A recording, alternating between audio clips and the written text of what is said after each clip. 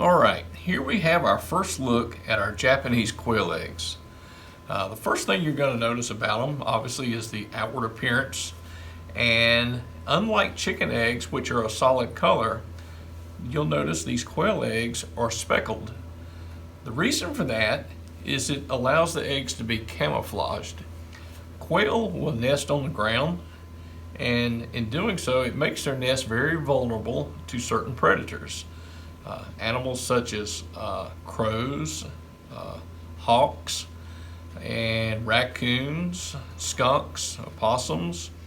There are so many animals that would love nothing better than to have a meal of really nice quail eggs.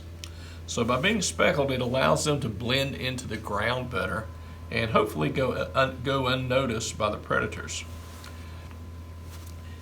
The size, although it may be difficult to tell on this, I do have a ruler here, and I have one other thing. I actually brought a chicken egg for us to be able to compare.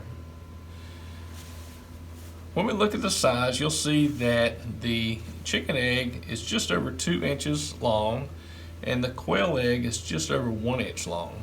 There's also a great difference in the width of them. So if we look at the width, you'll see the large difference there.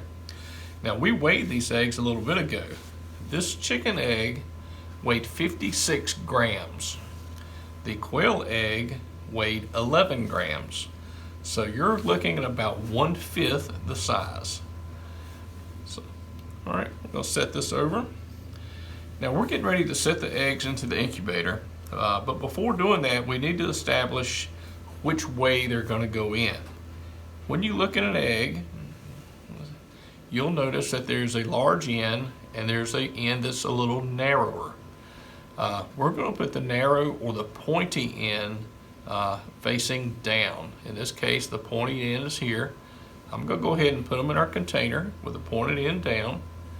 That one, you can see the pointed end's that way. Pick this one up. What do you think? Oh, pointed end's over here. So we'll flip it, point it in, and it'll go down.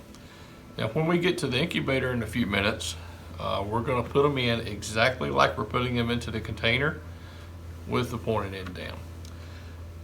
The reason we do that is on the large end of the egg, there's actually an air cell, and that air cell is very important to the development of the embryo, and especially it's important to be able to get out of the egg.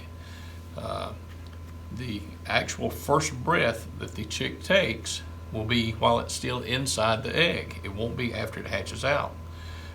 And that air cell on the top is where we'll get that air from. Okay. All right. I do have several other eggs to go through. That's not all of them. So we're going to go through that off camera, and in a few minutes we will see you at the incubator. So let's get them set. We're going to go ahead and move our top, and we're going to go in here. All right. You'll notice in here I actually have some racks that are set for chicken eggs and some that are for quail eggs. I left them in there to give you a good idea of the difference between them, difference in size. You see the large holes for the chicken, and they're very small for the quail. Occasionally you'll actually get, and like I said, we're going to put these in small end down.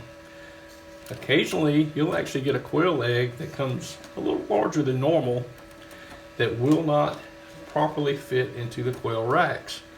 And in those cases, it is okay to put them in the chicken one.